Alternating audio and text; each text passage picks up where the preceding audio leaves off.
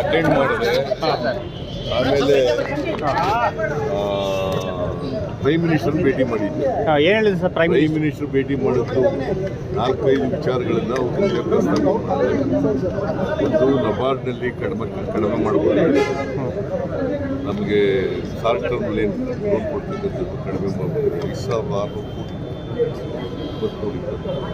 24-25ರಲ್ಲಿ 2,340 ಕೋಟಿ 58% ಕಡಿಮೆ ಮಾಡಬಹುದು. ಅದು ಒಂದು ವಿಚಾರ ಪ್ರಸ್ತಾಪ ಮಾಡಿ ರಿಸರ್ವ್ ಬ್ಯಾಂಕ್ನವ್ರಿಗೆ ಮತ್ತು ನಬಾರ್ಡ್ನವ್ರಿಗೆ ಹೇಳಬೇಕು, ಸಹಾಯ ಮಾಡಿದ್ದಾರೆ.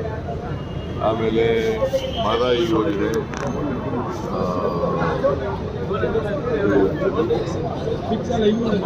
ಮೇಕೆದಾಟು ಯೋಜನೆ, ಅದಕ್ಕೆ ಮಹದಾಯಿ ಯೋಜನೆಗೆ ಎನ್ವೈರನ್ಮೆಂಟ್ ಕ್ಲಿಯರೆನ್ಸ್ ಕೊಡಬೇಕು, ಕೂಡಲೇ ಕೊಡಿ.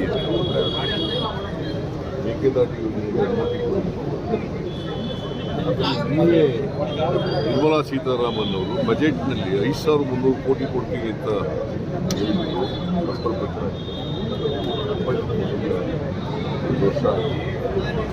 ವರ್ಷ ಆಯಿತು, ಕೊಟ್ಟಿಲ್ಲ ಅಂತ ಇದೆ.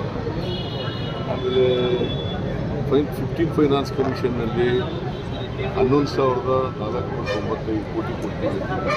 ಇಲ್ಲಿ ಹಣಕಾಸ ಆಯೋಗದಲ್ಲಿ ಹಂಗೆ ಅನ್ಯಾಯವನ್ನು 16ನೇ ಆಯೋಗದಲ್ಲಿ ಸ್ವಲ್ಪ ಅದನ್ನು ಸರಿಪಡಿಸ್ಕೊಡ್ಬೇಕು ಸರ್. ಚಂದ್ರಶೇಖರ್ ಸ್ವಾಮಿ